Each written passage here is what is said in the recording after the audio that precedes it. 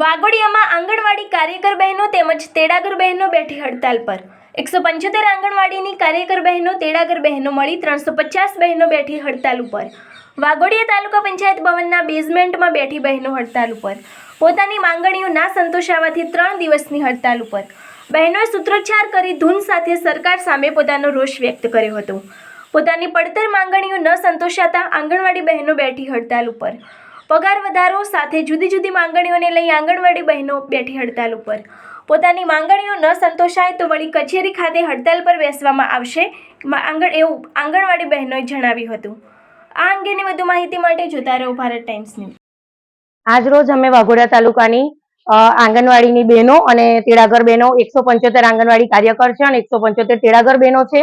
અમે લોકો આજથી હડતાલ પર એટલા માટે ઉતર્યા છે કે અમે લોકોએ સરકારને ઘણી વિનંતી કરી કે અમે લોકો ઘણા આવેદન પત્રો આપ્યા કે અમારે પગાર વધારો, અમારે આટલા પગારમાં પોસાતું નથી, પણ એમને અત્યાર સુધી એક પણ ચુકાદાનો નિર્ણય અમને આપ્યો નથી।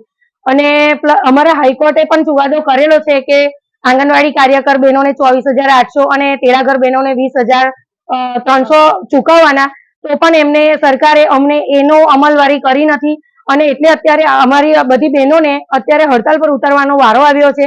અમે લોકોએ 5 તારીખથી ઓનલાઈન કામગીરી બંધ કરવા માટેનો એક લેટર આપ્યો હતો અને અત્યારે અમે લોકો 3 દિવસ આંગણવાડીને ટોટલી તારા મારી દીધા છે।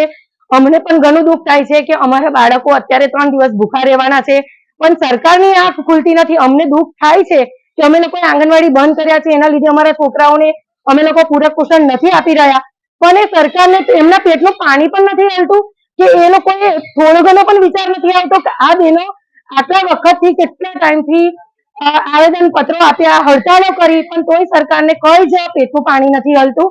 સરકારને અમારે એક જ પ્રશ્ન અમે એમને કરવા માંગીએ છીએ કે તમે અત્યારે વર્ગ 3 કર્મચારીને, વર્ગ 4 ના કર્મચારીને તમે લોકો 8મું પગાર પંચ આપી રહ્યા છો, તો કેમ માનદ વેતન વાળાને પગાર વધે જ ના? માનદ વેતન વાળાને મોંઘવારી નડતી જ નથી, ખાલી વર્ગ 3 ને 4 ના કર્મચારીઓને મોંઘવારી વધે।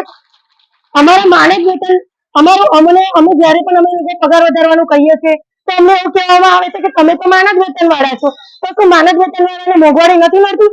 અમારા માટે બજારના ભાવ આંગણવાડી માટે પણ પૈસાના ભાવ અમે ચૂકવે છે, 10 પૈસા 5 પૈસા, અને 10 પૈસા ને 5 પૈસામાં અત્યારે આવે છે શું?